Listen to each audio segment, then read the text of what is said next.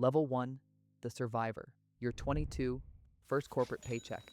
You do not know yet that you will demolish everything you're about to build brick by brick and call it progress. 1,200 a month, and it feels like a rope thrown down from somewhere higher. You open a brokerage account with the focused seriousness of someone signing a treaty that will define the next decade. Green cells for savings, red for anything unnecessary. You eat the same 4 meals on rotation without resentment. You save 200 a month and check the number every Sunday with the quiet pride of someone who has decided, at the cellular level, that they will not be cornered by money ever again. The apartment is small. The radiator clanks at 3 a.m. The bathroom grout has lived several lives before yours. You don't care. You have a number going up on a screen, and the number means options, and options mean you cannot be cornered. Level 2, the first upgrade, you're 24, promotion. Salary clears 2,200, and before the offer letter finishes printing, you are already calculating what changes. You sign a lease on a better apartment the same week. You put a used sports car on credit because someone in your department drives one and you noticed, and the noticing alone was enough. Net savings, identical to before. You run the numbers on Sunday and the green cells haven't moved.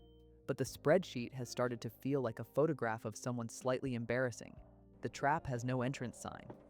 It just starts to feel like you've finally arrived somewhere real, and arrival has always been the most expensive thing you will ever buy. Level 3, the mirror game. You're 25.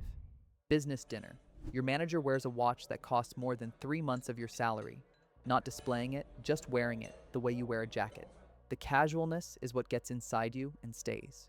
You spend your entire annual bonus on a timepiece from a brand you had to research for 2 days to justify. The watch arrives in a box that feels ceremonial. You put it on and check your reflection in the elevator mirror before the next meeting. You look like you belong.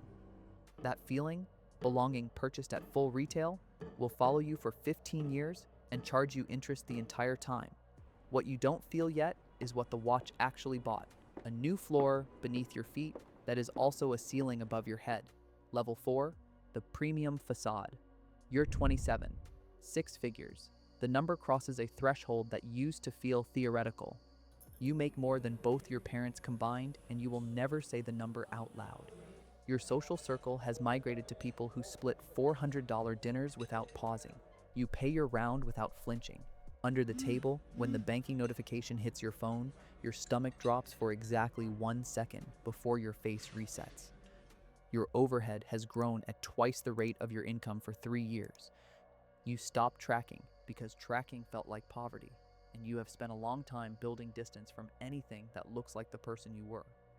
Level 5, the golden handcuffs. You're 29, penthouse, financial district, 6,800 a month. Floor-to-ceiling windows facing east.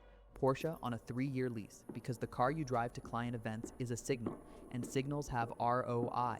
Country club because 2 people whose proximity matters professionally are members. You sit at the kitchen island one night and run the real numbers. Fixed monthly overhead, 73% of take home. You close the spreadsheet without saving.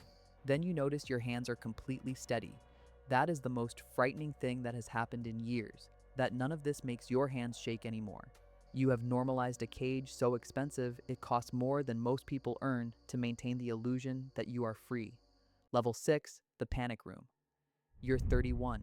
The word layoffs enters the executive briefing, and your brain, before you've consciously processed it, calculates weeks of runway at current burn rate.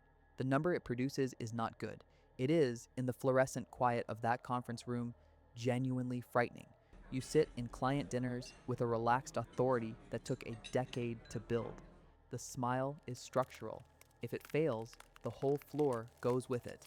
Underneath it, your stomach burns on a schedule your doctor will one day describe as a chronic pattern requiring intervention.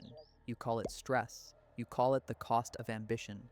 You do not call it what it is, a man so trapped inside the fixed costs of his own performance that he cannot afford a single month of honesty. Level 7, the desperate leverage. You're 32. You open a trading account on your lunch break. A liquidity buffer, that is all. Just enough to survive 1 bad month, 1 missed bonus. You apply the vocabulary of your professional life to positions you don't understand as well as you're telling yourself you do.